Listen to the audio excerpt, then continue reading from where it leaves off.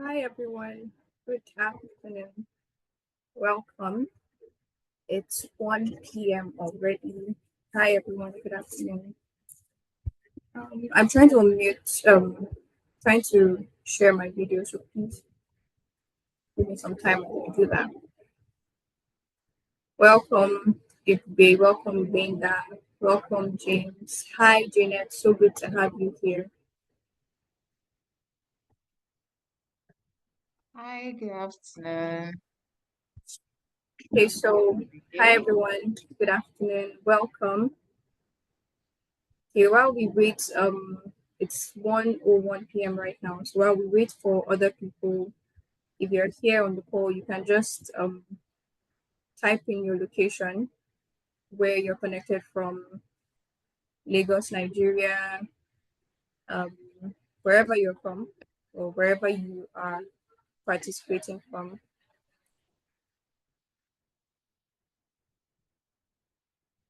Okay, Rachel says she's from Oyo State. Hi, Rachel. How are you doing? And I hope that we've all had a great day. Okay, Agu says that he is on top of the world. Nice to know that you are on top of the world. Do you mean that you are excited, or you are literally like you are participating from outside space or something? James is participating from Lagos. Nice to have you all on the call. Hi, Olubusayo. Okay. We'll just give a few minutes again, waiting for other people to join in. And while we do that, you can just chat in chat. Tell me how your day went. Okay, if your day is a color, like what would you say your day is like? Like if you could describe your day using a particular color, what color would you describe your day as? I think for me it would be cream color. Cream because it is not. My day has been fine, but nothing like out of the ordinary, nothing. So I think that's what the color I would describe my day as. So if you can just drop it in the chat. Magenta, that's interesting. Why would you describe your day as that? I didn't think I was going to see that color because not many people even know that such color exists. So um why would you say you're having a magenta day?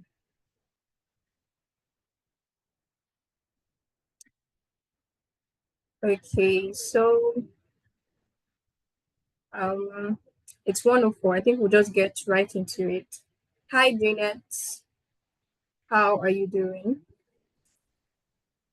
Hi, good afternoon. Good How you doing? afternoon. Hi. Nice being on the call and Yes, welcome again.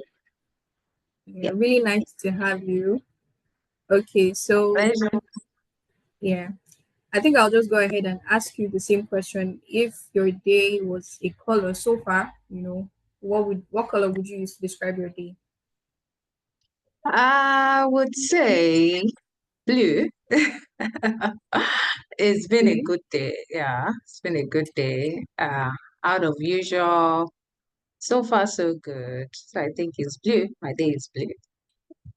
Okay, that's interesting. Really nice. Someone just said that their day has been bloody. Sorry, I hope everything is great. Okay, Olubusayo says a day is white because it's peaceful. I love that. Okay, so I think we'll just go straight right into it, and I'll be introducing our speaker for today, Janet Njoku. Janet is a seasoned cybersecurity professional, currently serving as a cybersecurity manager at ATB Tech, where she leads efforts in securing cloud environment, applications, infrastructure, and networks. She has played a pivotal role in safeguarding sensitive data and ensuring compliance with industry best practices. Janet holds numerous certifications in cybersecurity with a focus on Microsoft security solutions, which has enabled her to implement robust security frameworks for her organization. And in addition to her hands on work, she's passionate about sharing her knowledge as a lead cybersecurity trainer, having successfully trained over 150 professionals to advance their careers in cybersecurity.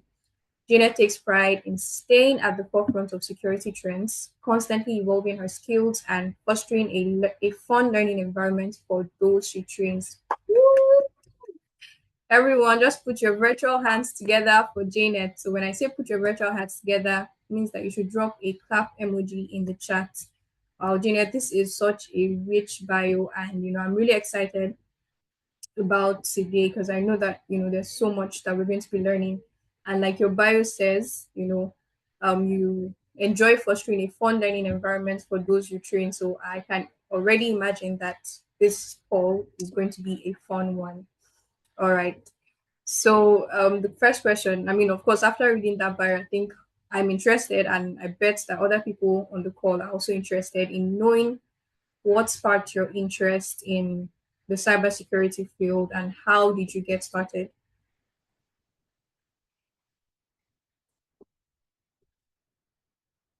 Well, I think you're muted. Mm. Okay, thanks for the introduction. And I couldn't believe that was me. You right.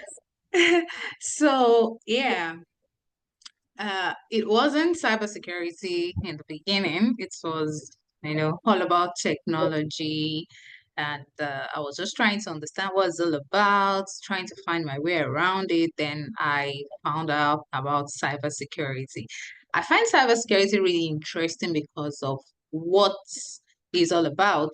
I mean, trying to secure the whole internet, no matter what you're doing, as far as you're digitizing, you're staying on the internet, you're prone to being attacked, you're prone to being taken advantage of. And the different ways you can be able to do that, both from the technology side of things, from the strategic thinking, from the awareness. I just find it really fascinating. It interests me a lot.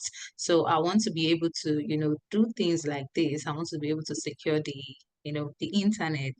That was it for Yeah. me. And that was what sparked the interest. And before you know it, out interest drives curiosity. I started learning about it. I was self-taught, so it was just, I was Wow. curious and I keep going deep and deep and deep. And before you know it, I discovered this, I discovered that. Okay, I need to write this certification. Okay, I can actually build a career out of this. I can make money from this, which is quite also important. So, Yeah. your interest and also having to be able to make money. Mhm.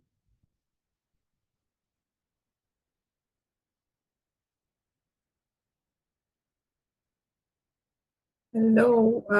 Income I I could ever ask to be somewhere else. Yeah, so that's pretty much, that's the can you hear me? That's Yes, I can the hear short version of this. you. There's a lot between all of these. A lot of stories, a lot of ups and downs, but simply put, this is what it's been about. Oh wow, that's very interesting, and I like the fact that you mentioned that it was self-taught. You mentioned that you had to learn, you were inquisitive, because at Verticul, we are an e-learning platform where we provide resources for people, entry-level professionals, core members, to be able to learn and improve in their careers. And we call ourselves people advancing learning because we are passionate about seeing people advance in their careers through learning. And I like that you made mention of that. Okay, so now that we've gotten an understanding of how you got started in cybersecurity, can you just share with us, the challenges that you faced when you were starting out, maybe in your first year as a cybersecurity professional? What were those challenges you faced? Because we could have people here on the call who want to pursue a cybersecurity career and maybe they are scared of what they'll face, so what were those challenges you faced and how did you overcome them? Okay, for one, I think information overload. Cybersecurity is big. It's a lot of things. I mean, it's just a lot of things in just a single career. We have the offensive, we have the application, we have infra, we have DevSecOps. It's just a lot of moving parts that make up cybersecurity. So when you're starting out, is that to figure out which one do you really want to do? And we also have the ones that are like the buzz, like I'm an hacker. I mean, cybersecurity, everybody thinks you're an hacker. And when you're going into cybersecurity, the first thing that just comes to you is how to hack systems. So it can be a little bit confusing, especially in a situation where you don't even have someone to like guide you. Do you get? So I think how to solve that, or how I was able to solve that, is just doing a lot of research.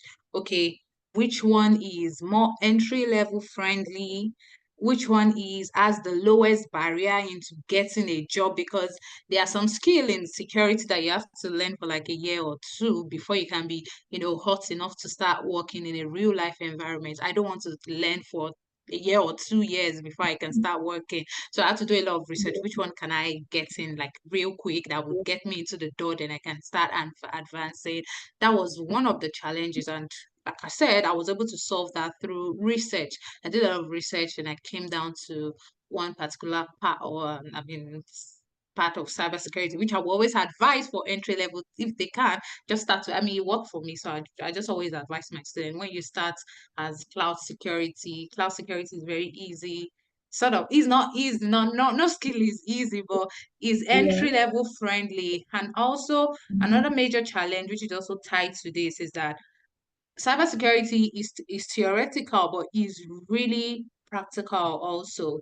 And I'll still bring it back to cloud security. It's easy to play around with that than learning other, type of part of cybersecurity. So you can easily Yeah. practicalize, because you being doing the practical is really how do you want to set up an organization? You're just learning. You don't have access to all of that. So you need to look for something that will be easy for you to not just read, put your hands upon. So that is another challenge I face, doing the practical side of it. But learning cloud security sort of made it easy for me, because before I was able to, create accounts with Microsoft, do one or two things, and I was able to have enough knowledge for me to be able to ace my interview. So I think that's pretty. I mean, there are a lot of challenges, but these are like the ones you're going to face pretty early. And if you can overcome this with time, you keep seeing new challenges and you sort of know how to solve them. So because of our time, let me just wrap it to that too.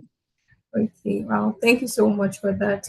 Okay, so since you mentioned cloud security, for like that's the path that you would advise people to start with, can you just throw more light on what cloud security entails? Because there might be Okay. someone here who's not exactly sure, yeah, what it's about. So Okay, okay.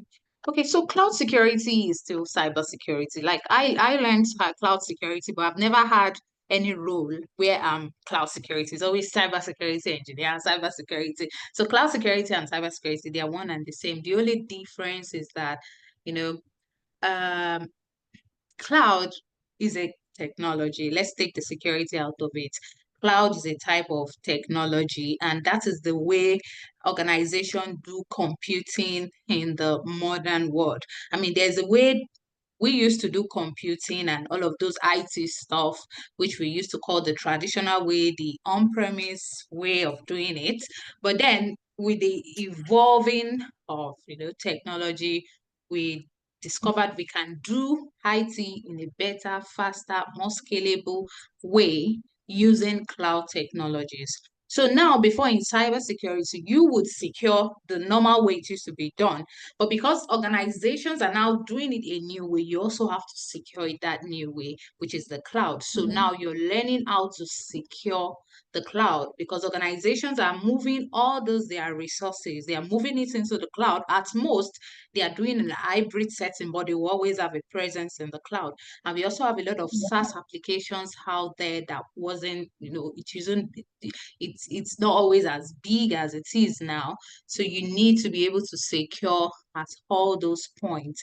And that is what birth cloud security. So you're also securing the regular way, just a little bit different in technology. So you can also take that knowledge, you can take all of those ideas to also secure the regular way it used to be done, because they are still pretty much the same thing. Just cloud computing is like an upgrade from the regular way, but they are pretty much the same thing under the hood. Yeah, so that's what cloud security is all about. Um, Thank you so much. That's really very enlightening.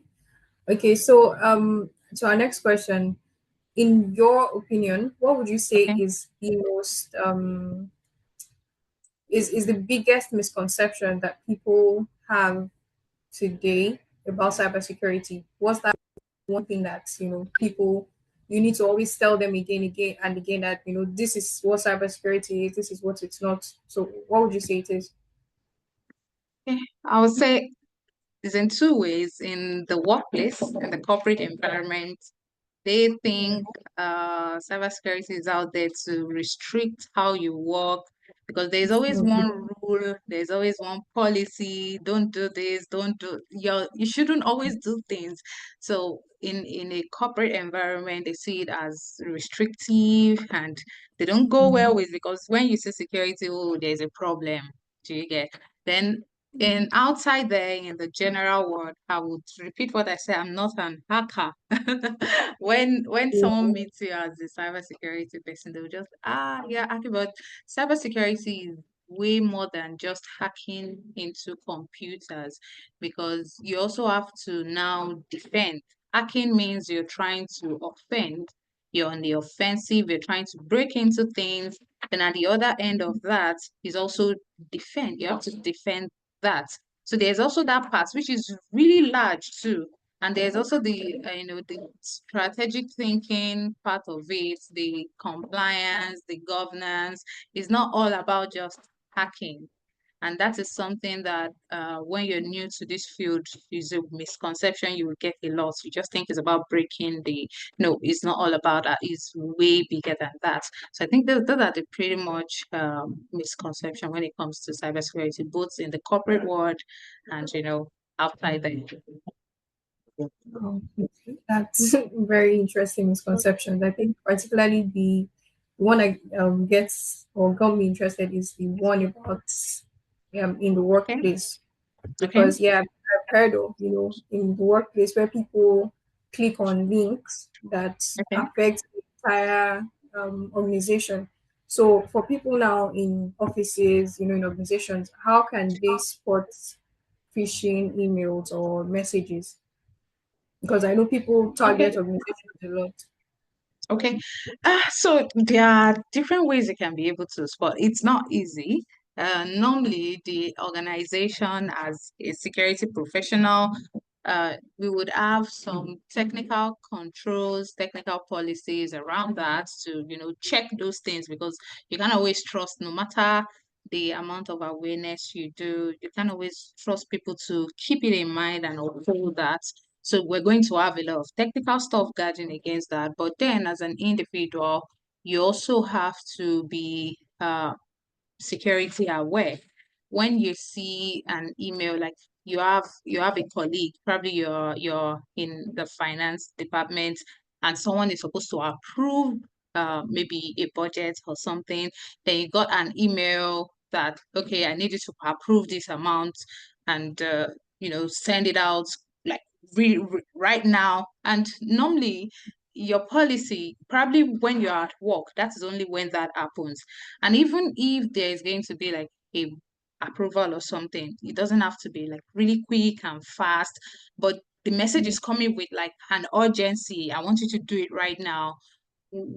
These are one of the tactics that threat actors normally use. So when you get an email, especially if it's something sensitive, you don't just, go ahead and approve or do what it is you need to do. You need to take your time, check in, like do like a multi-factor check-in, and ask the person, are you the one sending me this email?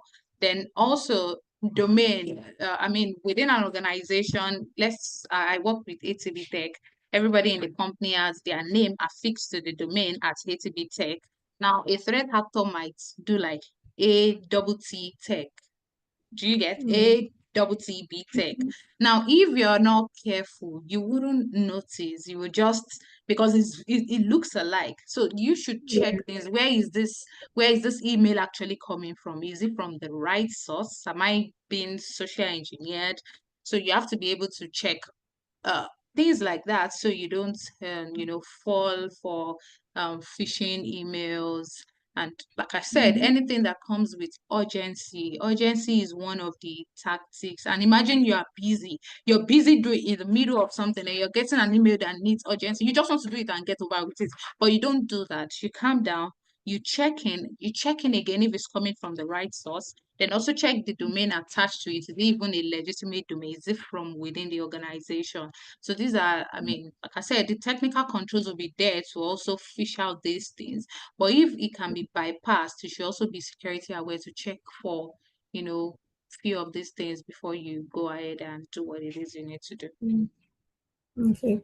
So in an event where someone has already clicked a phishing link, in the organization, or maybe even your personal laptop, Okay. what can you now do afterwards? Is there any remedy or what happens next? Okay, so if you are the one that noticed eventually that okay, something is wrong, your next line of action is to report to your IT or security personnel. That should be you don't have to sort it, you don't have to solve it yourself. That should be your next line of action. And that will also bring me to the fact that you don't access your company's resources with your own personal laptop. Because like I said, we used to have a lot of technical controls under the hood that even okay you've clicked on the link and it's a malicious link, by Yeah. default or by best practices we would have been monitoring your laptops, monitoring your accounts. We can get alerted that okay, there's a red alert, there's a red flag, there's something going on. But when you're doing it from your own personal laptop, it's not being protected. We are not going to get that. So if you have, I mean, you're doing that, then you realize, okay, I'm going out of line, or there is something wrong that is happening that I can't seem to place my hands on. Your next line of action is reporting to your IT person so they are the experts, so they can just quickly take it up from there. But it's advisable not to use your own personal, stuff to access company because you're not protecting it. You're not monitoring it. Yeah. So Mhm. that's that.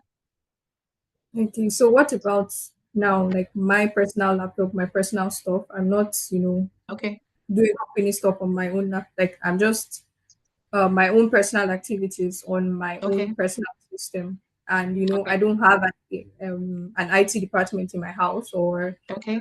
so what do I do? Yeah, in that scenario. Okay. So if you realize that you've clicked on a malicious link, Yeah. you don't put out your personal information in that link. Probably is asking for your email or your password or your credit card information. But also, if you have been social engineered and you have passed that point, you've put your important information out there. The next thing you should Yeah. be doing is changing your password. If you have a bank, contact your official bank customer support. Say, okay, you've put your CVV in a particular link and you don't think is right, so that they can quickly switch it off, or you can do a change of password or something. But as soon as if it's not something you can report to your IT, it's personal to you. You need to quickly see how you can change your password. This what would I say, if you have like a card, you can tell them to make it unavailable or unusable. Just start looking out to solve that problem at that point before then you can go forward to maybe go to your bank, or just do something you can then that's why it's also advisable to have like multi-factor authentication. Imagine you've already put your email and password in a Yeah. malicious website. They Before you can even say you should change your email and password, they might be fast enough to already start logging into stuff. But when you have like MFA, you can be able to, Yeah. because even if they try to log in, you're going to get prompted to do your second factor, then you can stop it from there. Yeah. Okay. Thank you so much for that. you're on the call and you have any questions, you can just put them in the chat. As we go along, I would take them, or I would ask Janet so that she can take us through them. Okay. So yeah, you talked about MFA, Okay. multi-factor authentication. Yeah. So Okay. aside that, like, are there any other tools that can help someone prevent this so that it doesn't even happen in the first place? Like, what tools can we use? Okay. So before you click on links to, malicious links, no matter how much the attacker wants to be smart and sophisticated, you can always cross-check. We have a website, Virus Total. You can copy that link, go to Virus Total, paste it there, then it will scan and tell you, okay, this is a clean website, or this is a danger zone. Don't put anything in there. Also, before you click on link, just take your cursor over it. If there is an hyperlink, like click here. When you put without clicking, just put your cursor on it, you will see the full link. Malicious links Yeah. always have special characters. They look so weird. So from there, you can catch it. And if you're not so sure, you can still copy and go and paste. So, like Virus Total, scan it and see if it's actually a real, link that you can click on. And another thing is, using and not clicking on a website that has HTTP. Like HTTP is how transfer traffic data over the internet. That's the protocol it uses. Now there's the secure version, which is HTTPS. So anywhere Yeah. you're going, any website you're going, especially a place where you be imputing sensitive information like your credit card information, your personal data, you need to make sure that that website is encrypted. That is, it has a HTTPS slash, because if for any reason that traffic is intercepted or someone is trying to extract that traffic, they won't be able to, because that S give it an encryption tunnel. It encrypts your information, and no matter what, they can't really break into that encryption. If they break into it, then it's a really sophisticated attack, and there's really nothing you can do. But at the Wow. least, yeah, you shouldn't be putting your informations on websites that are not secured, that doesn't have the S on the HTTP. So I think that's another way you can, be cyber secure. Okay. Wow. Thank you so much for sharing that. So, Yeah. what would you say are the key elements for creating a strong and unique password? Because there are people who, they use their date of birth or their names or stuff like that, or they use one password across different platforms. So, what Okay. would you say? Yeah, how can someone create strong and unique passwords? Okay. So I creating strong and unique password is a tough task for humans generally. And another person that knows that information is also a threat actor, because they are human also. They know how hard it is to start creating, tough passwords Mhm. and all of And that. remembering it And too. remembering is that for everybody, no matter who you Mhm. are. So, and Yeah. they understand that problem. They understand the psychology behind it, and they understand people want Yeah. to use something simple, something easy to remember. But then you need to protect yourself against that. And you can use password managers. Password managers are little lightweight software where you can, save your numerous passwords, and it will be easy for you to remember. You don't have to learn them. You just save it on the password manager, and also use at least 12 characters long. 12 characters, the longer the character, the harder it is to break, because they can also break password. It's possible to break password, but you want to give enough time not to be able to break it, that it's not even worth it anymore. So long password, mixture of characters, uppercase, lowercase, numbers, special characters. I mean, just mix things up. Don't use like your date of birth, your no, everybody knows that is on our social media, your Yeah. significant other, your maiden name.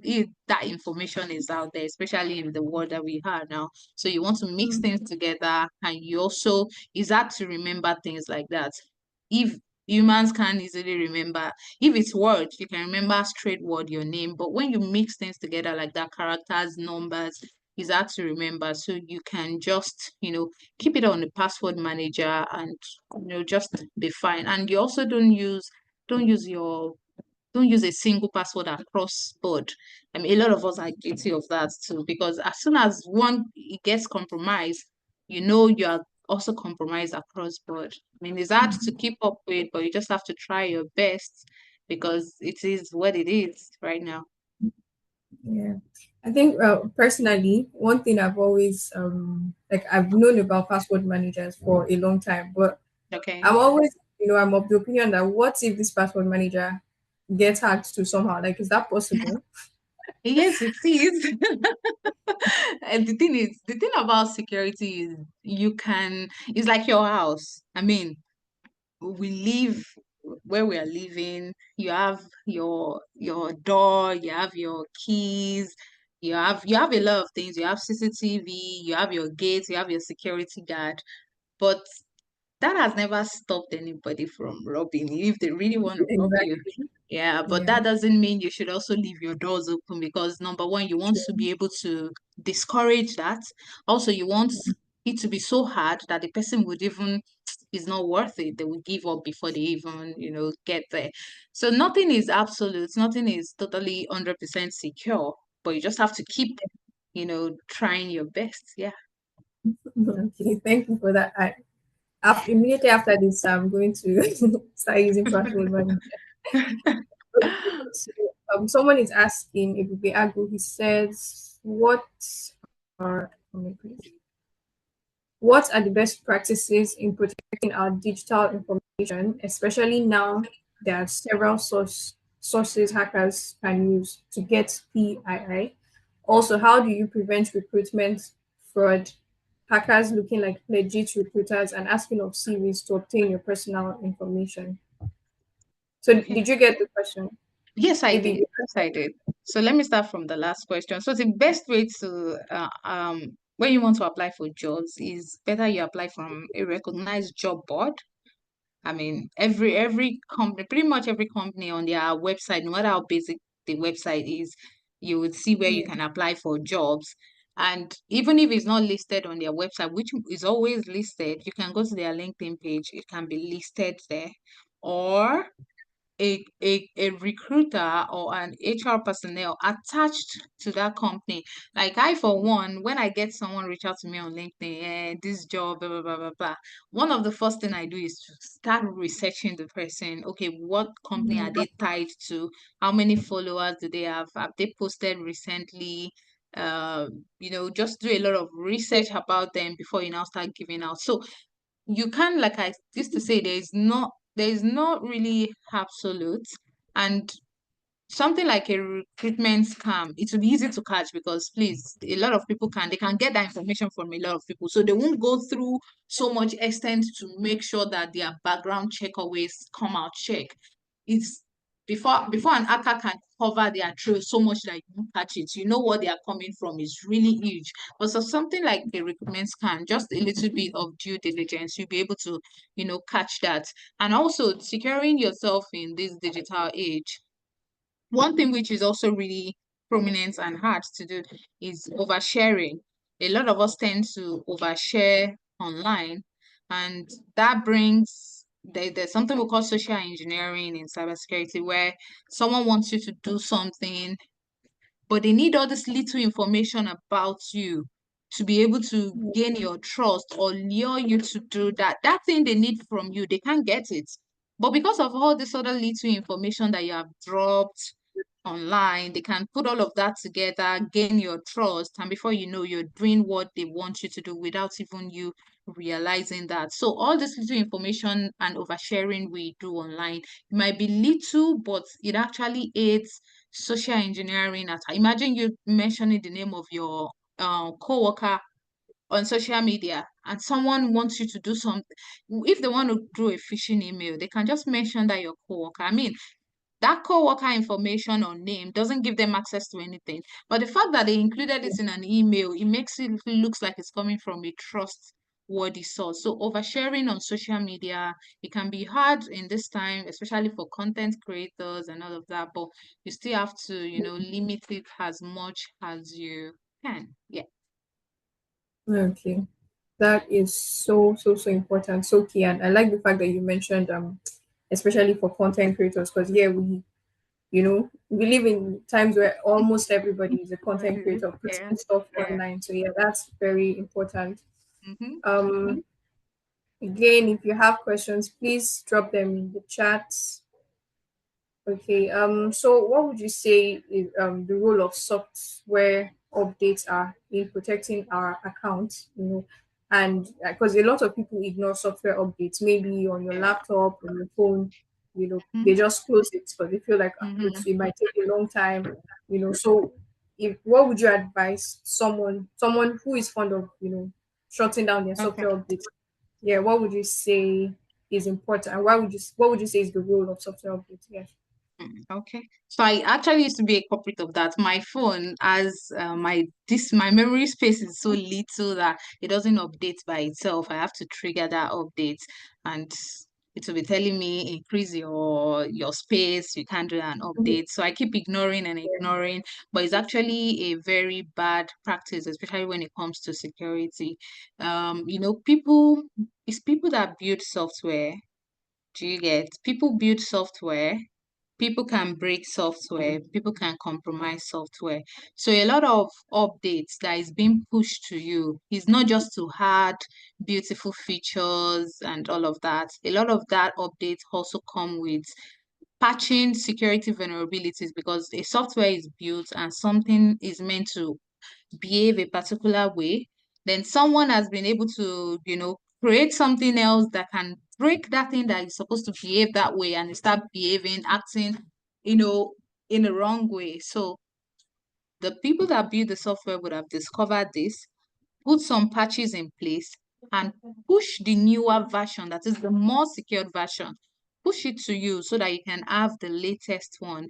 So this vulnerability, if you have not updated, that is your own software has the older vulnerability, which can be taken advantage of. Another thing that comes with updates is also new security features. So there might not have been patches, but there might have been new update, like new security features that have been added to what was has been developed before.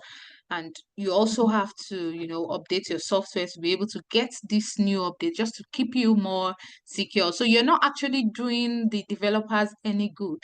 If you're updating, you're doing yourself a whole lot of good. As much as you're getting new features, beautiful outlook, underneath, you also, there are some vulnerabilities that probably a threat actor have caught on, that Mhm. it has been patched, but you don't have that. So it can be vulnerable to such attacks. So it's really important to update your software as new updates. If you don't have it, you should have it on auto updates. You should have one, because you might not even remember. You should have all your software on auto updates, and the ones that need your manual configuration, I'm sure you'll be reminded. Software developers, I mean, companies, they remind you as you go. So you should always make sure that as soon as you get that prompt to update your software, always make sure it's a priority for Okay. you. Yeah. Yeah.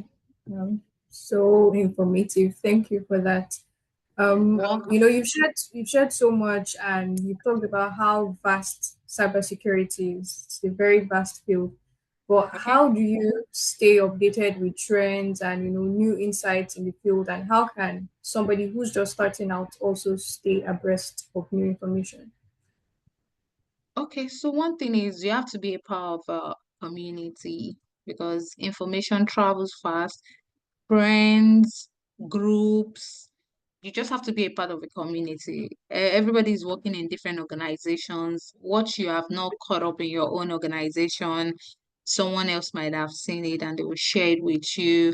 Also, podcasts, white papers, articles, journals, recognize, like you can follow ISC to CISA, follow all those big cybersecurity industry giants. They send out their newsletters and add all of this information. We are going into 2025 now. There are a lot of cybersecurity predictions already out there that has been released or yet to be released. And if you're following Yeah. all of this, you don't have to consciously start seeking it out. It will appear if you're following them on like Mm, Instagram, it's dropping on your email, it's on your LinkedIn.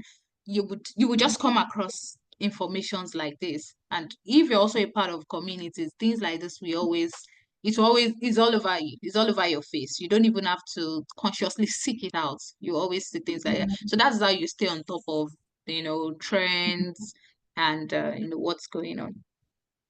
yeah, I like the fact that you mentioned communities because another thing that we are big on in Vertical is communities. Hmm. Like we have what we call the Vertical Cyber Champs program, which is why we're Okay. even having this. Yeah, why we're having this live session now. So Okay. it's a community where people, cybersecurity enthusiasts, they take our course. We have a course on cybersecurity risk management. They take the course and Oh, then they are nice. in it. Yes, they are in a community where they get to learn more. So it's very, very Okay. important, as you have said, to be in a community where you're constantly staying updated on the latest Hmm. trends. So now, still on latest trends, what Okay. is the future? What do you say is the future of cybersecurity, and do you think that AI has would have any influence in cybersecurity, and if yes, how? Okay. So if you didn't mention AI, I would mention AI because Yeah, that is the talk of the town right now. And it's not just about talk, it's in action. Pretty much every thing we do now, you have a form of AI interacting with you. You might not know it.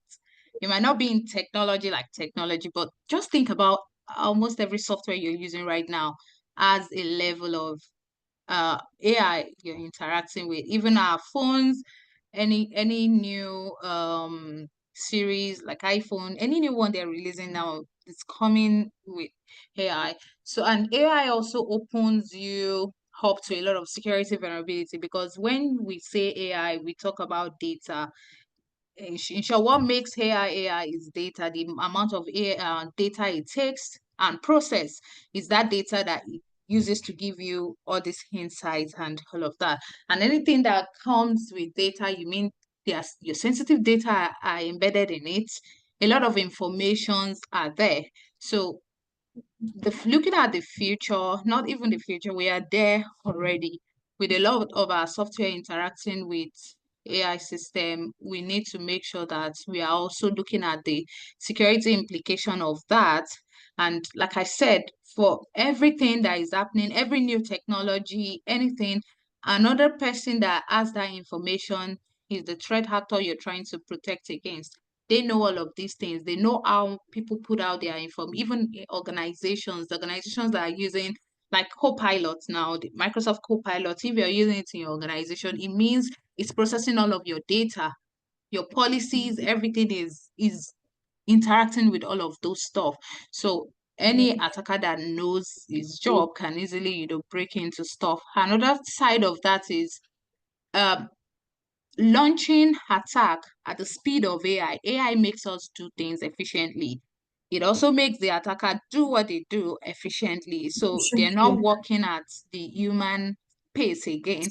They also have Yeah, an help somewhere. So we don't have to also play catch up in that sense. We also have to use AI to protect ourselves as much as possible because attacks are faster, smarter, and with the help of AI. So yeah, that's pretty much what we're going to be looking from all of next year and moving forward is going to be tools that speaks to data protection. They are the ones shining right now because you need to protect your data because you want to use this data to yeah, be on competitive edge, but you also want to be able to protect how you use this data. yeah. Well, I think that is so informative, and we have a course coming up very soon on Okay. prompt engineering. Yes, so the course is going to teach you, how to make smart prompts with AI. So if you use ChatGPT, you use Gemini, or any other AI tool, this course Mm-hmm. will guide you on how to put in the right prompts, because some people don't know how to put in the right prompt with AI. Okay. Another question I would ask is, in your experience, I mean, even though you talked about this a bit earlier, but Okay. what would you say? How do you say that staff of the organizations, them being cyber aware, how does that help to improve security in the workplace generally? Okay, so like I said before, there are a lot of technical controls that are already in check to protect employees. And those things, they are pretty much smart, they are hard coded, they are configured, and they behave as they are told to behave. So we are covered there. But one of the weakest link when it comes to security is still humans. Humans are prone to mistakes, humans are emotional, so a lot of things can go wrong from there. That is why currently identity and access management is like one of the core of cybersecurity, because no matter what you do, when that side of things is lacking, a lot of things can go wrong. Someone can bypass all of these controls just because they let their username and password out there. Probably is a privileged account or a privileged user, and you realize that all your firewalls, all your policies, everything gone with the wind. It's not even useful anymore. So yeah, Mm, is security is not cybersecurity professional job. Security starts with you. Is that not even your corporate from your own personal, because some people even use their personal password and their corporate is still the same. So you need to mm, be security aware. You need to beef up your security hygiene as an individual, which is always hard. But I mean, like what we're having right now is also a form of awareness, and let mm, people understand that this is important. If you're even personal to you, you can lose money, you can lose your reputation. Imagine someone hacks into your phone and your intimate pictures are out there to the world, or your conversations. I mean, mm, so it's good to be, as an individual, not relying just on your organization's security honestly. experts to protect you. You need to be on top of your game. Yeah, it starts with you. Thank you, Mercy. Okay. Yes, it's indeed starts with you. Okay, so in your experience, can you share with us, maybe something funny, like maybe a day a day on the job, maybe a mistake that you made when you were starting out, or maybe a very inspiring day for you, just something, maybe either something funny, something embarrassing, or Okay, something, okay. yeah, interesting Okay, or let me inspiring. just share something funny. The first time I was actually hacked, it was on my own personal laptop. I was creating a document on Word. So as I was writing that document, I'm building, the document that takes you time to think about before you can put it all together. And while I was developing Yeah, that, someone keep deleting it. I mean, it keeps getting deleted. I realized that I'm not the only one on this, document. documents. Yeah.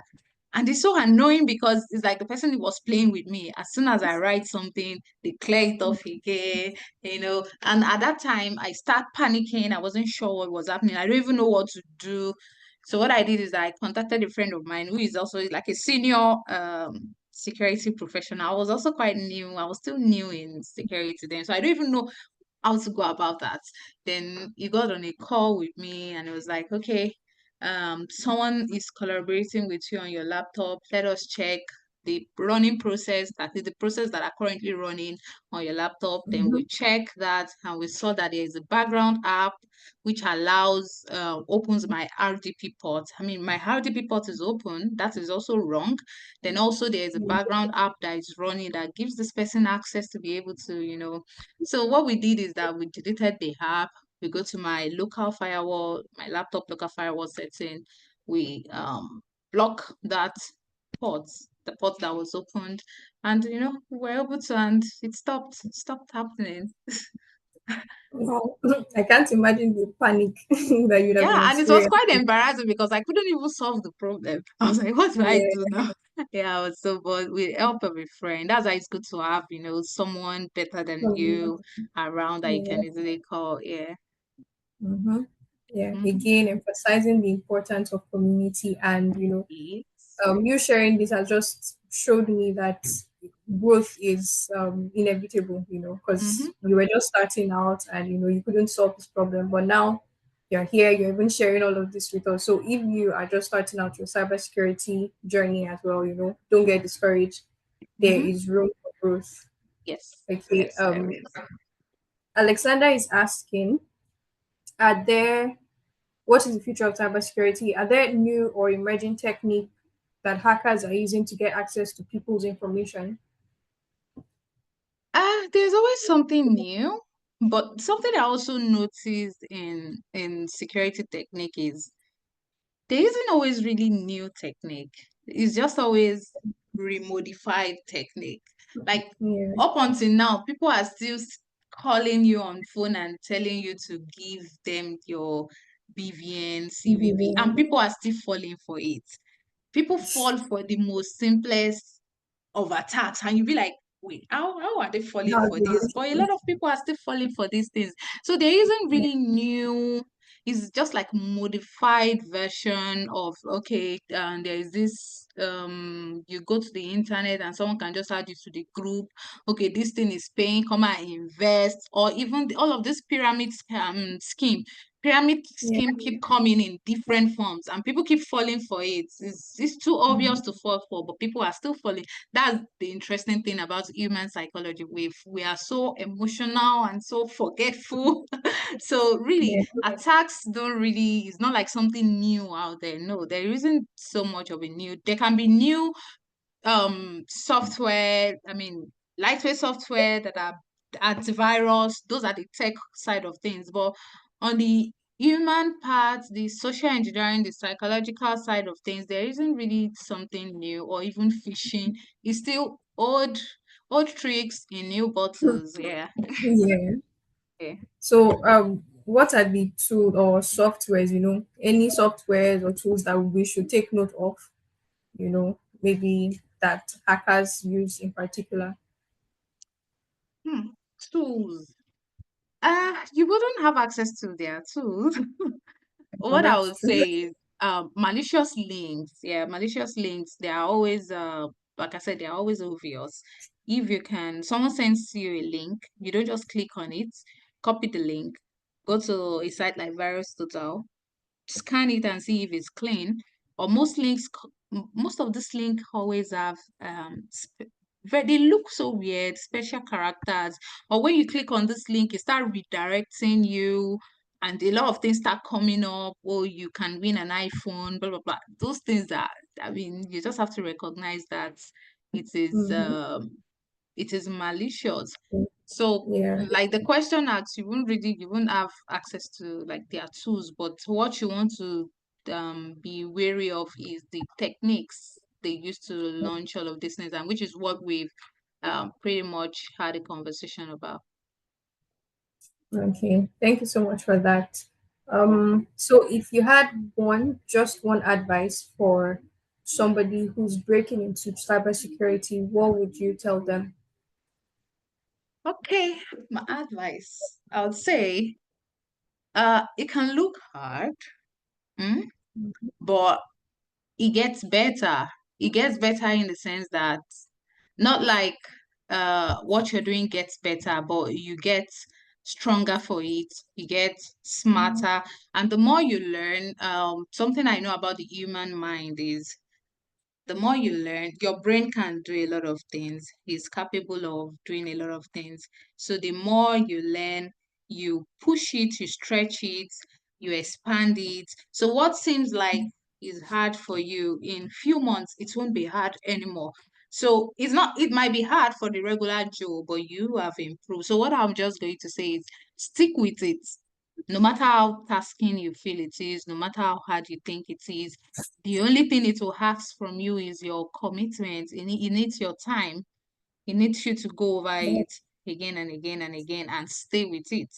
but it gets better. That's what I'm going to say. So just stick with it, no matter, and don't think because someone broke into tech in 6 months, you also want to do it in, you can do it in less and you can do it in more time, but you're going to do it.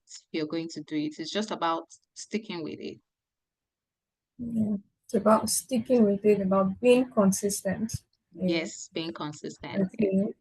Mhm. So does anybody have a question, a comment, something that it could even be something that she shared and you just want her to emphasize again?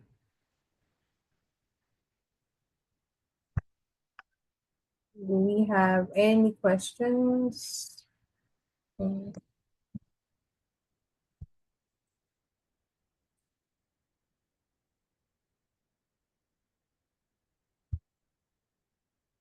Okay. So in the absence of any questions, I think we'll be rounding it up now. Okay. So again, let me ask an icebreaker question. This is one question I would like to ask in Vertical. Okay. If you, yeah, so if you were a punctuation mark, what punctuation mark would you be, and why would you be that punctuation mark? Question mark. Okay, that's interesting. Why? You want to keep people guessing. You don't want them to know your next move. Yeah, that's very true. Very true. For me, I always say that mine is an exclamation mark because I feel like I exclamation love. mark kind of what? I can't hear you. Okay, I said for me, I usually say that mine is exclamation mark Okay. because I think that exclamation mark like adds emphasis to something. Okay. And yeah, I am a very creative person, and I think creativity like Okay. brings a lot of emphasis to stuff. So Mm, yeah, that's what I nice. would say. Nice. Nice. Yeah, Yeah. yeah. Thank you so much, Janet. It's really nice Okay. this discussion with you, and I hope that we will have more opportunities where we get you to speak with our community. Um, Sure. Everyone, let's just say thank you, Janet. Thank you. Let's drop thank you in the comments, drop emojis and all. So yeah, we are Vertical. Like I said earlier, we offer online courses and other resources that help career professionals to thrive in their careers. And we have different courses that you can take. We have the cybersecurity risk management course, that provides foundational insight into cybersecurity. And we're currently giving discounts actually. So if you want a discount on our courses, I think the link will be dropped soon in the chat. So if you want a discount on any course at all, we have courses on soft skills, communication, negotiation, leadership, and so many other courses as well. So yeah, thank you once again, Janet. Thanks everyone for joining. Welcome. Do have an amazing day, All and I hope right. like Janet, the rest of you have a blue day. Because earlier, if you didn't join the call, if her phone was a color, it would be blue because it has been a good day. So yeah, I hope that the person that said they had a bloody day, you will turn by the end of the day. A blue day. Yeah. All right, everyone. All Bye. right. Bye. Bye.